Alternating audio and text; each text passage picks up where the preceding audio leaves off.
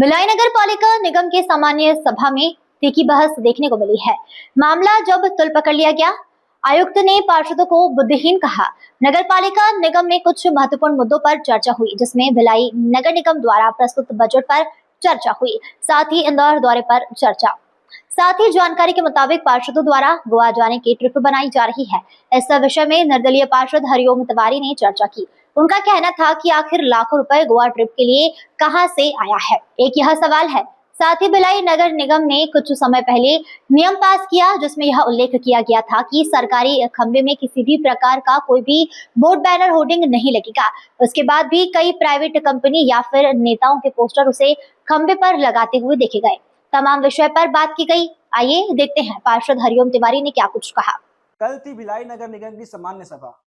जैसे कि सामान्य सभा भिलाई नगर निगम में होता है, तो ऐसा बहुत कम देखने को मिलता है कि बहस ना हो, झगड़ा ना हो, और एक समय ऐसा आ जाता है कि पक्ष, विपक्ष और निर्दलीय सब पार्षद मिलके निगम के आयुक्त के ऊपर चढ़ाई कर देते हैं। कल भी कुछ ऐसे देखने को मिला जहां पर बजट भी पास हुए, कई सारे मामले पर बयानबाजियां भी हुई, झगड़े भी हुए।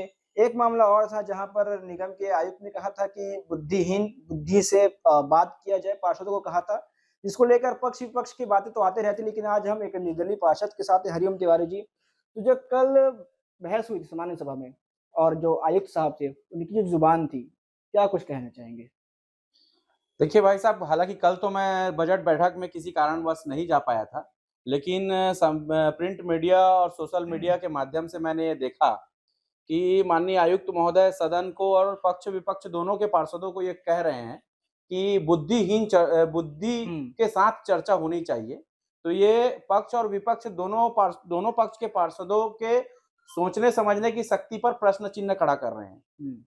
भिलाई नगर निगम के इतिहास में कभी ऐसा नहीं हुआ कि किसी आयुक्त ने कि पार्षदों की बुद्धिमत्ता पर सवाल उठाया हो।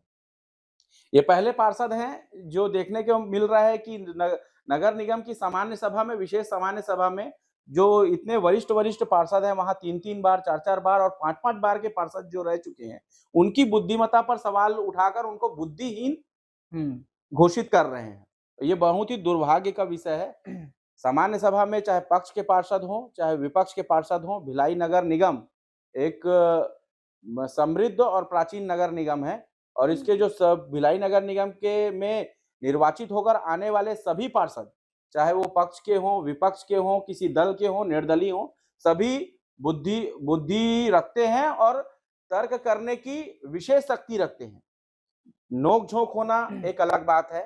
विपक्ष सत्ता पर सवाल दागती है, सत्ता अपने जिम्मेदारियों का बखान करती है और सार्थक तर्क और तर्क वितर्क से ही क्षेत्र का विकास संभव हो सकता है। एक अच्छी चीज तभी निकल के सामने आ पाएगी जब उस पर अच्छे से बहस हो पाए, और इस बहस को अगर बुद्धिहीन आयुक्त कहते हैं तो मैं तो उनके बुद्धि पर प्रश्न चिन्ह खड़ा करूंगा जो 5-5 बार के 25-25 साल के पार्षदों को के बुद्धि पर अगर प्रश्न चिन्ह खड़ा कर रहे हैं, तो मैं आयुक्त की बुद्धि पर प्रश्न चिन्ह खड़ा करना पसंद करूंगा। देखा जाता है जो कमिश्नर होते हैं निगम के, अक्सर वो किसी न किसी से जॉइंट रहते हैं, लेकिन ये हमारे हिसाब से पहले ऐसे कमिश्नर है जिनके खिलाफ हर कोई पार्षद खड़ा हुआ है, हर कोई व्यक्ति खड़ा हुआ है, चाहे वो बीजेपी से हो, कांग्रेस से हो, निर्दलीय से हो। इसका क्या कारण हो सकता है? इसीलिए तो मैं कह रहा हूं कि मैं उनकी बुद्धि पर प्रश्न चिन्ह लगाना पसंद करूंगा कि आप बल्कि अपनी बुद्धि से तालमेल स्थापित नहीं कर पा रहे हैं।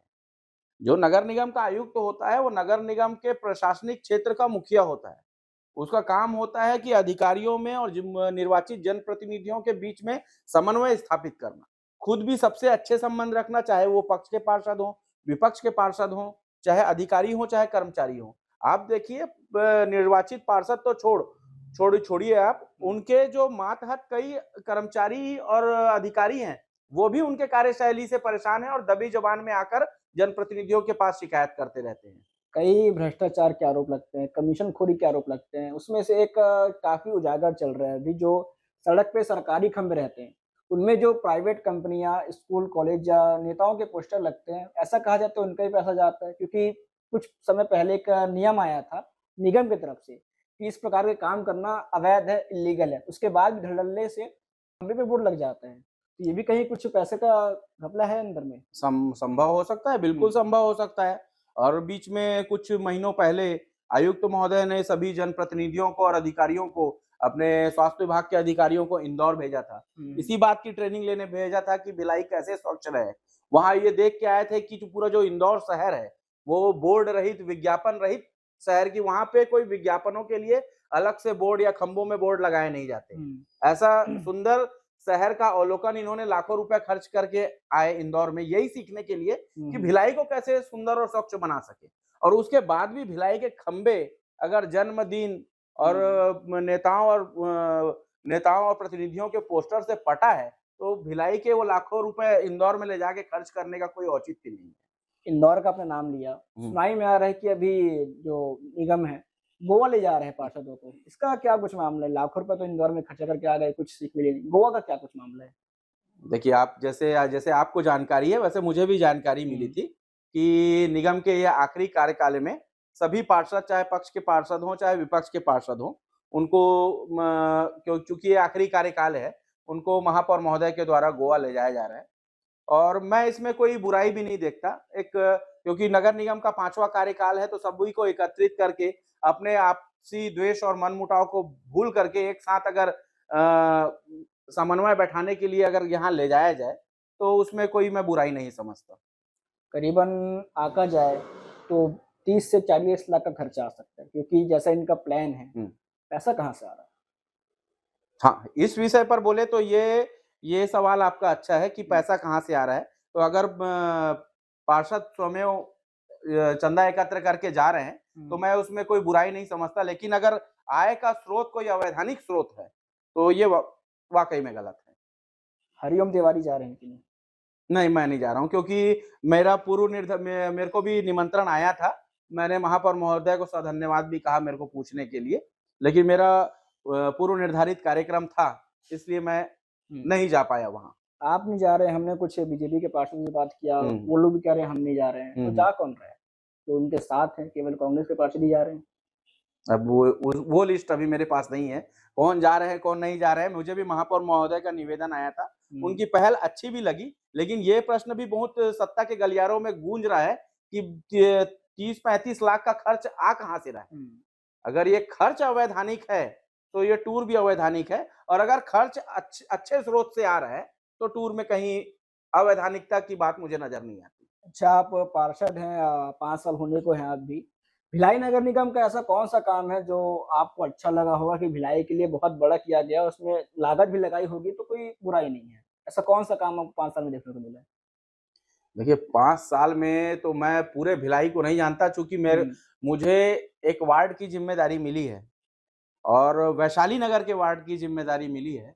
तो जहां तक मैं अपने वार्ड को देखता हूं और अपने जैसे ही वैशाली नगरों के वार्ड को देखता हूं, तो मैं समझता हूं कि संपूर्ण ये जो 4 साल के कार्यकाल बीते हैं और ये जो 5वां साल चल रहा है, तो मूलभूत सुविधाओं से और खेल और सांस्कृतिक गतिविधियों के मामले में वैशाली नगर अभी भी बहुत पीछे है, लगभग 10 साल पीछे है, जिसको कि इन 5 सालों में बहुत आगे आ जाना था।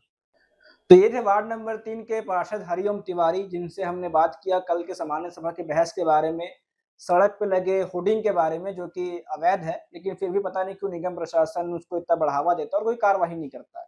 और गोवा ट्रिप के बारे में हमने बात किया। कोशिश करेंगे कि जो और पार्षद हैं, बीजेपी से जुड़े हुए पार्षद, उनसे भी हम बात करेंगे, उनका भी जानेंगे आखिर इस ट्रिप के बारे में, बाकी भ्रष्टाचार के बारे में, ट्रिप के बारे में और जो सामान्य सभा में बहस के बारे में उनका क्या कुछ विचार है।